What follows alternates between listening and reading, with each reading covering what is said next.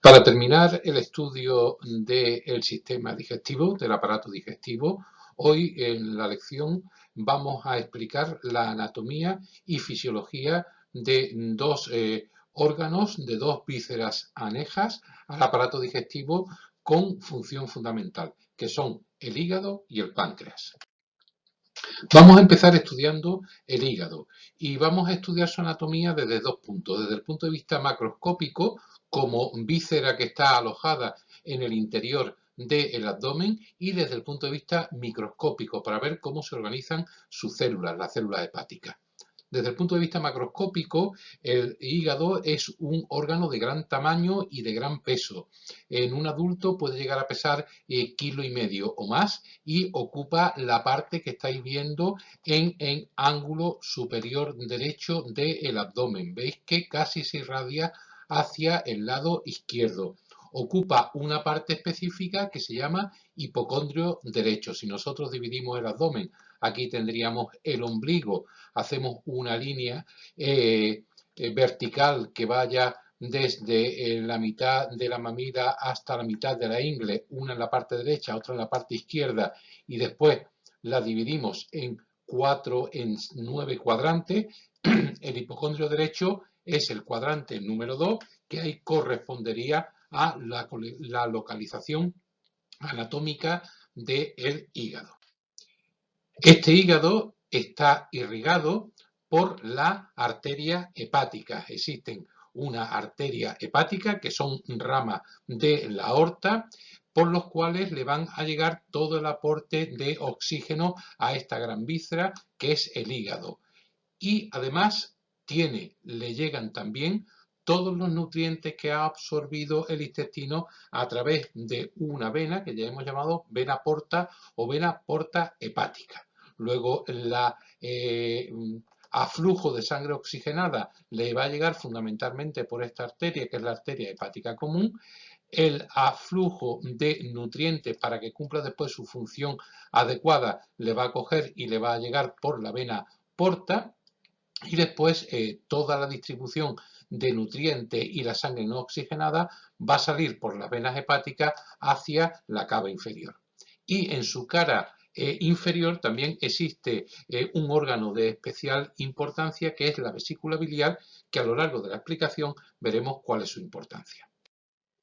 Desde el punto de vista anatómico y tomando como referencia este ligamento, que es el ligamento redondo y el ligamento falciforme, podemos dividir o podemos intentar saber que el hígado está formado por 4 lóbulos. El ligamento que os he dicho, el ligamento redondo y el ligamento falciforme. Cuando nosotros vemos el hígado de frente, vemos que va a formar por un gran lóbulo, si queréis el lóbulo más grande, que es el lóbulo derecho, y el que está al otro lado, que es el lóbulo izquierdo hepático. Estamos viendo aquí por superposición la vena cava inferior, que es posterior al hígado, y aquí un trocito de la vesícula biliar que aparece por debajo del lóbulo derecho. Para ver los otros dos lóbulos, el cuadrado y el caudado, nosotros tenemos que ver la base del hígado. Aquí tenemos el músculo diafragma, aquí tenemos el ligamento redondo y el ligamento falciforme. Este es el lóbulo hepático derecho, este es el lóbulo hepático izquierdo. Aquí debajo tendríamos el duodeno y esto sería el páncreas. Y esta mijita que tenemos aquí, la vesícula biliar. Bueno, pues tengo que tumbar el hígado, ver la parte inferior y vemos que aquí está la entrada de la arteria hepática, la entrada de la vena porta, el conducto hepático que proviene de la vesícula biliar y da origen a dos lóbulos más, un lóbulo que es el caudado y el otro que es más cuadrado, que es más geométrico, que es el lóbulo cuadrado. Estos son los 4 lóbulos del hígado. En esta imagen, en colores, los podemos diferenciar perfectamente. En amarillo tenemos el lóbulo izquierdo, en marrón más oscuro el lóbulo derecho, y tumbándolo en color azul tenemos el caudado y en color verde el cuadrado. Aquí tendríamos la vesícula biliar y aquí los vasos arteriales y venosos que entran por el ilio hacia el hígado. El hígado, o de este hígado, sale un conducto que hemos visto que está en la cara inferior, que es el que va a desembocar en el duodeno.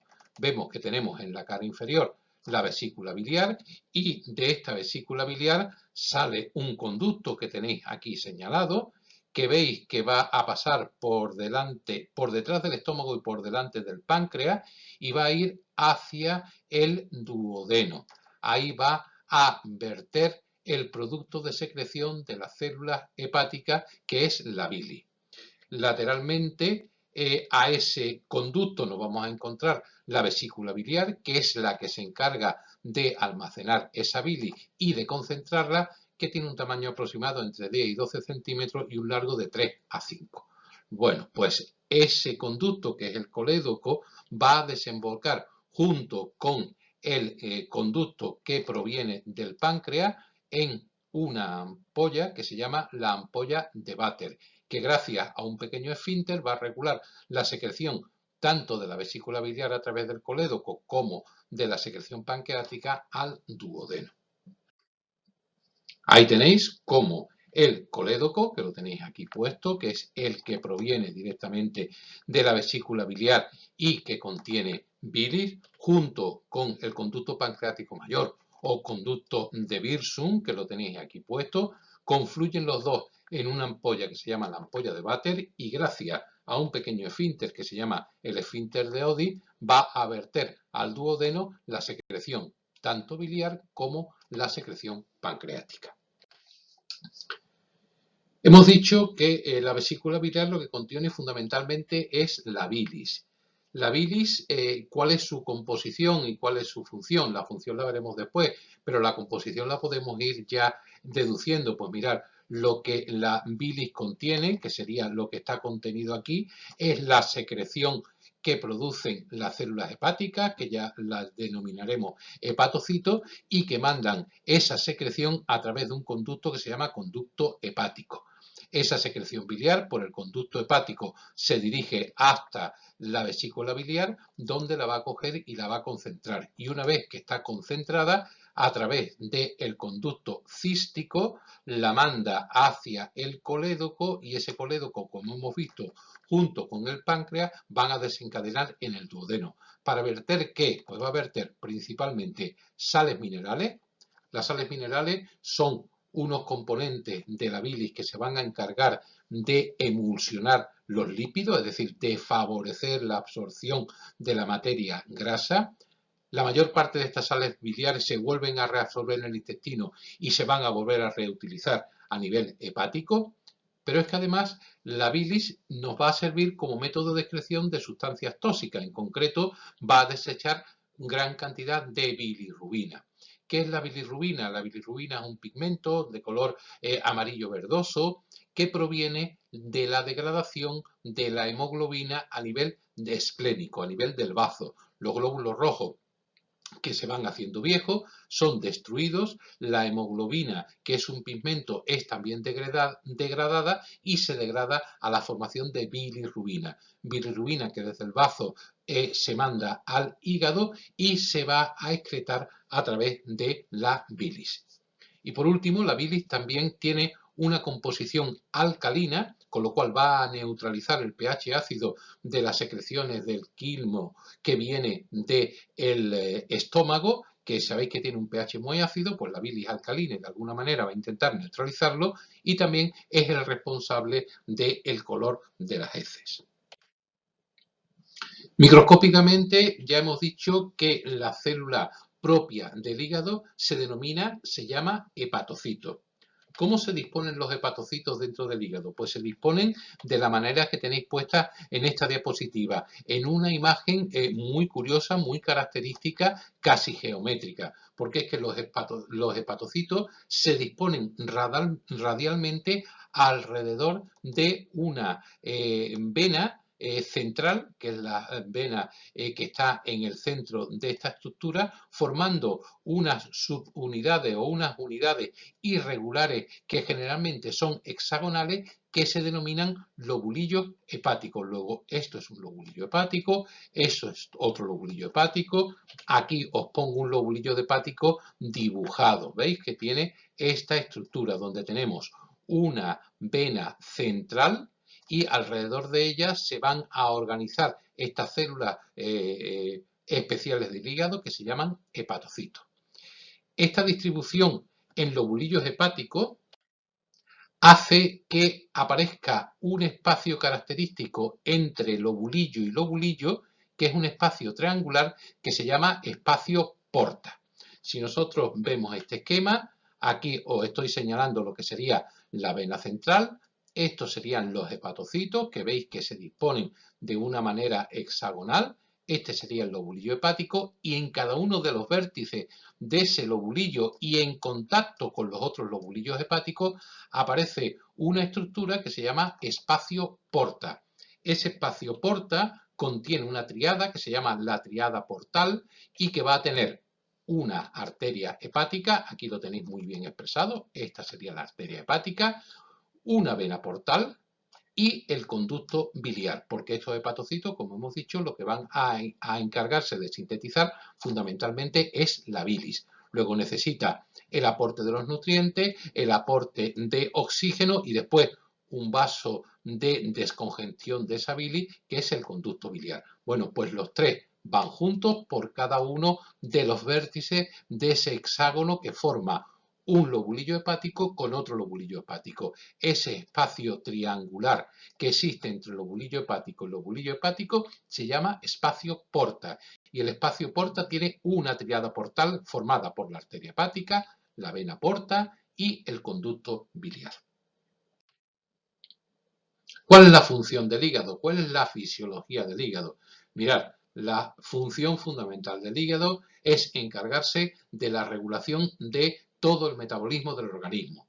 Veremos que junto al tiroides es o son los dos glándulas, los dos órganos que fundamentalmente regulan todo el organismo. Se van a encargar de sintetizar glucosa a partir de los aminoácidos, de los lípidos y de los glúcidos. Se va a encargar de regular los niveles de glucosa y cuando esta es muy alta, pues lo va a almacenar en forma de glucógeno hepático. Se va a encargar de la síntesis del colesterol, de la síntesis de los fosfolípidos. Veis que juega un papel fundamental en la regulación de todo el metabolismo en general del hombre en concreto y de todos los seres vivos. Va a sintetizar glucosa, va a regular los niveles de esta glucosa, va a sintetizar colesterol, va a sintetizar fosfolípidos. Si os dais cuenta, en el esquema que os va acompañando, vamos esquematizando, resumiendo toda esta función. ¿Pero es la única función del hígado? Pues no. El hígado también va a servir para una función que se llama de desintoxicación de sustancias tóxicas y venenosas, uniéndose a otras moléculas tóxicas y eliminándolo. También se va a encargar de reservar sustancias fundamentalmente de las que nosotros llamamos liposolubles, de las que se disuelven más, como es la vitamina A, como es la vitamina D, como es el hierro, como es el glucógeno o como son algunas proteínas plasmáticas. Y además se va a encargar de formar muchísimas proteínas sanguíneas, como son lipoproteínas transportadoras de determinadas sustancias, la albúmina, el fibrinógeno o como son los factores de coagulación. Como podéis estar dando cuenta, el hígado es un órgano no solamente con vital importancia a la hora de los procesos digestivos y de la producción de la bilis, sino que también tiene una importancia general para todo el metabolismo y para todo el organismo del hombre. Dentro de estas funciones, concretamente para el aparato digestivo es la secreción de la bilis y que va a servir, como ya hemos dicho, para emulsionar los lípidos. Aquí tenemos una imagen para recordar cómo se producía la bilis. Lóbulo derecho, lóbulo izquierdo, el ligamento redondo falciforme. Tenemos aquí los conductos hepáticos que vienen de los espacios porta, que están produciendo la bilis, el conducto hepático común, que lo manda a través del cístico a la vesícula biliar, que sale de esa vesícula biliar por el cístico y va por el colédoco hasta la ampolla de Vater y de ahí al duodeno. ¿Y qué van a hacer la bilis en el duodeno? Pues va a emulsionar lípidos, va a actuar como moléculas surfactantes. Estas serían las sales biliares. Aquí tendríamos las moléculas lipídicas y lo que va a hacer es formar una especie de micela recibe un nombre propio, que son los kilomicrones, para favorecer la absorción de estas sustancias liposolubles a través de la mucosa duodenal. Cosa que si no fuera por la bilis, pues no se podrían absorber esas grasas, ya que tienen una marcada hidrofobia, es decir, no se van a disolver en agua. Bueno, pues gracias a las sales biliares van a emulsionar, van a permitir que se absorban esas sustancias y que a través de unos vasos especiales, de los vasos linfáticos, se absorban y vayan al resto del organismo.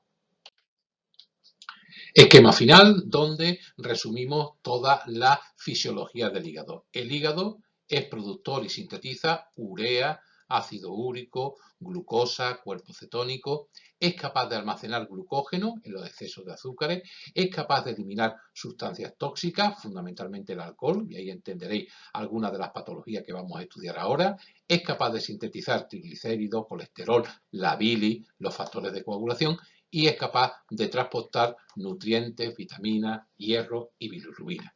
Como veis, como comprobáis, el hígado no solamente tiene importancia para la digestión, que estaría circunscrito a la bilis, sino que tiene una importancia general para el hombre. En segundo lugar, hemos dicho que vamos a coger y vamos a estudiar el páncreas. El páncreas es una glándula que también se encuentra en el abdomen, es una glándula muy posterior, por eso decimos que es una glándula retroperitoneal, está al fondo del abdomen, está en la parte más profunda, tiene por delante pues al estómago, tiene por delante al intestino delgado, tiene por delante al colon. Tiene una forma alargada, va de derecha a izquierda, con unos 20 centímetros de longitud y unos 100 gramos de peso. Y aquí tendréis pues más o menos la distribución. Hemos tenido que poner pues transparente el hígado, transparente el estómago, transparente el intestino, transparente el colon transverso. ¿Por qué? Porque el páncreas está situado aquí al fondo, entre el marco duodenal y el bazo. Aquí lo tenéis visto más claro, volvemos a decir que es retroperitoneal y veis que está la columna vertebral en la parte posterior. Aquí tenemos lo que sería el duodeno, aquí tenemos la vesícula biliar, este sería el colédoco y esto que está aquí en amarillo sería el páncreas. Veis que ya de entrada, veis que como tal víscera tiene tres regiones totalmente diferentes, la cabeza del páncreas, que es lo que está más pegado al duodeno, el cuerpo pancreático, que es el que está en el centro, y la cola, que es la parte final del páncreas. Desde el punto de vista estructural está formado por unos acinos glandulares, es decir, por unos conjuntos de células que van a producir sustancias, que esas sustancias van a verterse a unos conductillos que van a drenar finalmente su secreción al conducto pancreático. El conducto pancreático lo veis aquí coloreado de un amarillo más fuerte, y que ese conducto pancreático va a dirigir esas secreciones o bien a la sangre, como ya veremos, o bien van a desembocar junto con el colédoco en la ampolla de Vater y de ahí hacia el duodeno. El páncreas es el encargado fundamentalmente de producir, de sintetizar, de formar el jugo pancreático y verterlo para la digestión a el duodeno. Ahí tenéis una imagen a mayor aumento para situar la estructura anatómica del páncreas. Aquí tenemos el individuo, el hombre, y tenemos la situación que tiene el páncreas. Aquí lo vemos relacionado con el duodeno, veis que este sería el marco duodenal, aquí ya empezaría el yeyuno, aquí tenemos lo que sería el bazo, aquí tenemos la vena cava inferior y la aorta, y vemos como de la aorta sale una arteria, que es la arteria pancreática, que va a ir directamente a irrigar al páncreas, y como la vena pancreática va a ir hacia la cava inferior. Y ahora cuando miramos el páncreas, pues vemos que tiene la cabeza del páncreas, vemos que tiene la cola del páncreas y vemos que este es el cuerpo del páncreas. Y perfectamente dibujado el conducto pancreático principal o conducto de Wirsum, que es el nombre propio que se determina, conducto principal o conducto de Wirsum. Tiene un conducto pequeñito que es el conducto accesorio o conducto de Santorini, ¿vale? Pero el principal es el conducto de Wirsum. Ahí todos estos acinos glandulares van a verter el jugo pancreático para que se vierta junto, veis que aquí tenemos el colédoco con el que proviene de la vesícula biliar hacia la papila duodenal, regulada por el esfínter de Oddi. Dentro de esta glándula pancreática, en estos acinos glandulares que hemos dicho, pues aparecen unas estructuras que se llaman islotes de Langerhans. Los islotes de Langerhans son los encargados de producir una secreción endocrina, fundamentalmente hormonas, de las cuales destaco la insulina y el glucagón. Volvemos a ver, conducto biliar común, tenemos aquí el duodeno, esto sería el páncreas, cabeza, cuerpo y cola, y este sería el conducto pancreático principal o conducto de Wirsung. Y aquí tenemos el conducto accesorio o de Santorini. Vemos cómo desemboca el conducto biliar, el colédoco, junto con el conducto de Wirsung, y aquí tendríamos el esfínter de Oddi. Bueno, pues aparte de esta secreción, en este cuerpo y en esta cola aparecen unas células específicas, las vamos a ver ahora mejor en otra imagen, que se llaman islotes de Langerhans. Los islotes de Langerhans tienen como función la secreción endocrina de insulina y de glucagón. ¿Para qué sirve el páncreas? Pues como ya he dicho, el páncreas fundamentalmente lo que va a servir es para formar el jugo pancreático. Ya no vamos a describir la cantidad de enzimas que contiene el jugo pancreático. Lo que sí es verdad y lo que tenemos que recordar es que gracias al jugo pancreático pues se podía digerir casi todo. Tenía enzimas para digerir proteínas, tripsina, quimiotripsina, tenía la amilasa pancreática para los polisacáridos, tenía la lipasa pancreática y tenía las ribonucleasas y desoxirribonucleasas para los ácidos nucleicos. Y además también iba a ser capaz de producir bicarbonato, que va a servir para neutralizar el pH ácido del estómago. Veis que a nivel gástrico el pH óptimo es pH 1 o pH 2, pero ese líquido, ese quimo que coge y que sale del estómago por el píloro hacia el duodeno, pues podría dañar mucho lo que es la mucosa intestinal. Para eso el páncreas y la bilis, que también es alcalina, van a producir gran cantidad de sustancias alcalinas, intentándolo llevar a un pH lo más similar a un pH neutro. No llegan a ello, llegan a un pH 5, pero con eso van a conseguir neutralizar ese pH tan ácido del estómago. Además, como ya he dicho, el páncreas tiene unas secreciones endocrinas que he dicho que las dos hormonas fundamentales que tienen son la insulina y el glucagón. La insulina se encarga de regular los niveles de glucemia, de glucosa en sangre, favoreciendo la entrada de este azúcar en el citoplasma celular y que inicie los procesos glucolíticos y el ciclo de Krebs, es decir, la respiración celular. Su defecto, es decir, la falta de insulina, lo que va a producir es una enfermedad que ya estudiaremos en la lección próxima que trata del sistema endocrino, que se llama diabetes. La hormona antagónica a la insulina es el glucagón, que lo que hace es favorecer la liberación hepática de glucosa y la liberación de glucosa por parte de la célula. Aquí tenéis una imagen del sistema del aparato digestivo en general. Aquí teníamos la boca con las glándulas salivares y las glándulas parótidas, el esófago, el estómago, y aquí tenemos muy bien marcado el hígado y el páncreas, que son las dos glándulas que estamos estudiando, gracias a las cuales se vierte en su contenido al duodeno. El yeyuno y el ilion se produce la absorción de los principios inmediatos de los nutrientes, y en el colon se va a producir fundamentalmente la absorción de agua, la compactación de las heces fecales que van a ser vertidas al exterior por el recto y el ano. Aquí tenéis una imagen muy sugestiva de resumen de lo que es el páncreas exocrino y el páncreas endocrino. Hemos dicho que el páncreas exocrino va a estar compuesto por esta glándula, por estos acinos glandulares, y veis con estas células que están produciendo una serie de enzimas, de sustancias proteicas que van a ser vertidas, como aquí se ve muy claramente, al conducto de Wirsung, y de aquí van a ir al duodeno. Por eso son secreciones exocrinas, son secretadas al duodeno e intervienen en la digestión. Y en cambio estáis viendo aquí otros islotes que se llaman islotes de Langerhans, que son los que van a producir hormonas que tenéis aquí señaladas por las flechas en negro, que van a ir a los vasos sanguíneos, y estas hormonas van a cumplir la función endocrina del páncreas. tres tipos de células, la alfa, la beta y la delta. Las alfa que sintetizan el glucagón, las beta que sintetizan insulina y las delta que sintetizan somatoestatina. Bueno, pues esto constituye la porción endocrina del páncreas.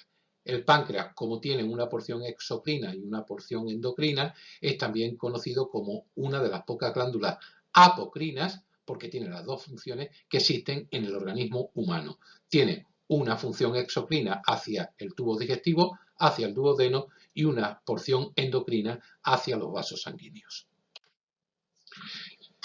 Para terminar, pues resumimos todo lo que hemos visto en este esquema y vamos a detallar pues, los principales conductos que los constituyen. Vamos a orientarnos primero.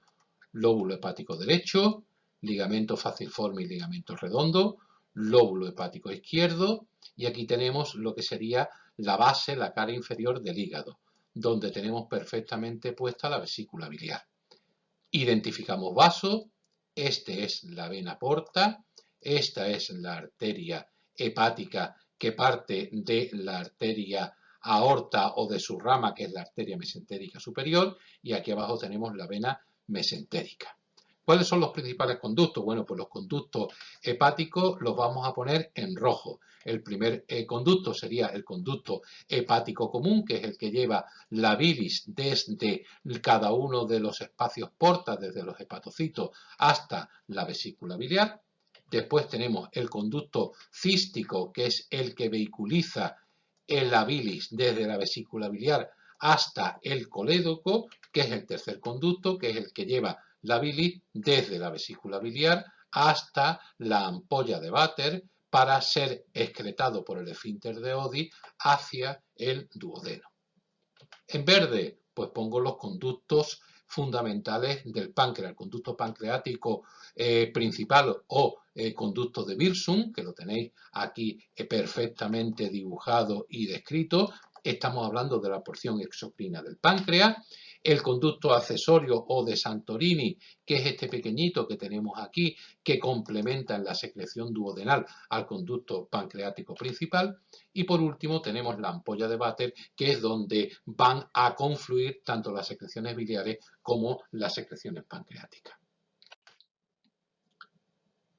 ¿Cómo se regula el sistema digestivo en general? Pues como todo el organismo del ser humano se va a regular por los sistemas coordinadores, tanto por el sistema nervioso como el sistema endocrino, como ya veremos. El sistema nervioso pues lo va a regular a través del sistema nervioso autónomo, del parasimpático y del sistema simpático. El parasimpático excita al aparato digestivo y el parasimpático lo inhibe, y después por una serie de hormonas y péptidos digestivos que hacen que se vaya regulando la función de las digestiones. Estos sistemas controlan el ritmo del tránsito intestinal, el ritmo de absorción de los alimentos, el ritmo de las secreciones y el ritmo de la apertura y cierre de los esfínteres. Todos hemos sufrido los típicos retortijones de barriga antes de un examen, o la descomposición, la aceleración del ritmo intestinal y la producción de heces líquidas, pues cuando uno está bajo algún estado de estrés o de ansiedad. Algunas enfermedades hepáticas frecuentes. Bueno, pues vamos a recordar muy en flash la hepatitis, que es una inflamación del hígado. Esta inflamación hepática se produce o bien por la ingestión de tóxicos, o bien por traumatismo, o bien por enfermedades autoinmunes, o lo que es más frecuente, por infecciones. Hay hepatitis que se llaman hepatitis vírica, que hay de varios tipos: hepatitis A, hepatitis B y hepatitis C. Clínicamente, pues el hígado da mucha sintomatología: la molestia digestiva, náusea, vómito, diarrea, dolores de barriga, alteraciones en las heces, dolores musculares, dolores articulares, picor en la piel, dolor de cabeza. Y hay varios tipos de hepatitis: la hepatitis aguda, que es fulminante, que es muy rápida; la hepatitis crónica, que es una enfermedad que perdura y se agrava con el tiempo; y, como ya hemos dicho, la hepatitis vírica. En esta imagen pues tenéis el aspecto de un hígado inflamado, el aspecto de un hígado cirrótico, que es lo que vamos a ver ahora a continuación, y el aspecto de un hígado con un cáncer que se llama el hepatocarcinoma, que es un carcinoma de los más malitos que pueden aparecer a nivel hepático. Hemos dicho que hay otro tipo de afectación, que es la cirrosis hepática, que es un daño progresivo e irreversible del hígado, es la fase final de una enfermedad hepática. Del 35 al 40% de estos casos se llega fundamentalmente después de haber padecido una hepatitis, generalmente hepatitis B o hepatitis C, y el 60% de las cirrosis hepáticas que aparecen son cirrosis alcohólicas que aparecen como consecuencia de la ingestión de consumo de alcohol. Ahí tenéis el aspecto que tiene un hígado normal, es muy brillante, es muy denso, es muy compacto, es liso, y aquí tenéis el aspecto de un hígado cirrótico que pierde su color, pierde su lisura, pierde su característica de su densidad y aparece como abollonado con esa especie de quistes que lo van haciendo totalmente afuncionante. Por último, existe una patología muy frecuente que son las piedras en la vesícula, nombre técnico colelitiasis, que es la presentación de cálculos en las vías biliares o en la propia vesícula biliar. Son pequeñas piedrecitas o cristales que se forman cuando algunas sustancias de la bilis se endurecen y cristalizan. Pueden causar la inflamación de la vesícula o del cístico o del colédoco, y la obstrucción de estos conductos pues producen una cosa que se llama cólico biliar, que produce fuerte dolor abdominal, fiebre, náusea, vómito, y que generalmente derivan en una intervención quirúrgica que se denomina colicistectomía, que consiste en quitar la vesícula y en quitar también pues, los conductos hepático, cístico y colédoco. Y por último, más que una enfermedad, un síntoma, que es la ictericia, que es una coloración específica de la piel que tienen los pacientes que tienen alguna afectación hepática, tanto la hepatitis como la cirrosis, como la colelitiasis, como la piedra en la vesícula, pueden dar ictericia, que se debe fundamentalmente al aumento de la concentración de bilirrubina en sangre. Bueno, pues ahí tenéis la coloración característica que coge un enfermo cirrótico cuando tiene la bilirrubina alta, y aquí el color característico de la piel cuando tiene una bilirrubina normal. Este sería el aspecto normal, este sería el aspecto de un individuo con ictericia. Además de ese color amarillento en la piel, pues le va a caracterizar unas orinas muy oscuras, que se llaman orinas colúricas, y unas heces muy claras, casi se parecen a la escayola, que se llaman heces acólicas, sin color. Para finalizar, os voy a intentar explicar una serie de sensaciones y reflejos digestivos que no tienen nada que ver con lo que es la absorción, la nutrición o con las glándulas anejas que acabamos de ver, pero que están de alguna manera directa o indirectamente relacionadas con este sistema.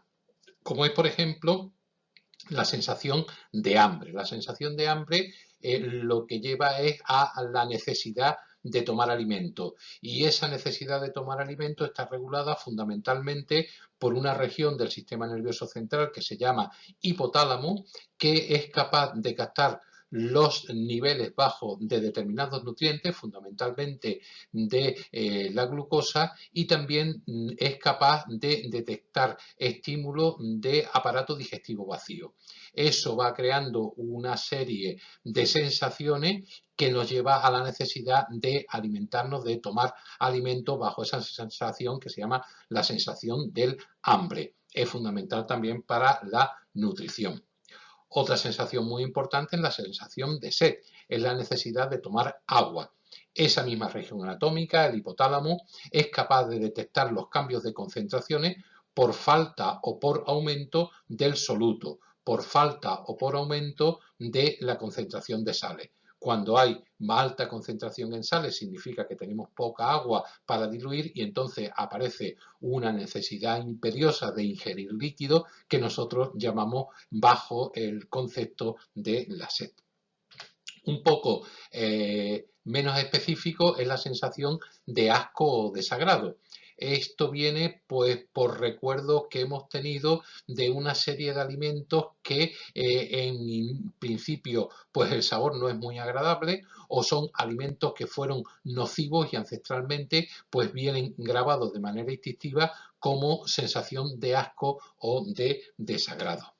Los gustos por determinados alimentos vienen sobre todo por nuestra parte del cerebro que aprende de experiencias satisfactorias de la ingestión de determinados alimentos o por la necesidad de determinados nutrientes. Es muy curioso, por ejemplo, saber que determinados humanos con falta de calcio les apetecía tomar la típica cal con la cual se encalaba antiguamente en las paredes. Pues se le llegó a determinar que esas pacientes tomaban esa cal pues porque tenían los niveles bajos de calcio y había necesidad de nutrientes específicos. Y por último, pues los reflejos de la masticación, deglución, vómito y evacuación, que son reflejos que vienen regulados por el sistema nervioso central. Con estas sensaciones y reflejos digestivos terminamos todo lo que es la exposición del tema del aparato digestivo.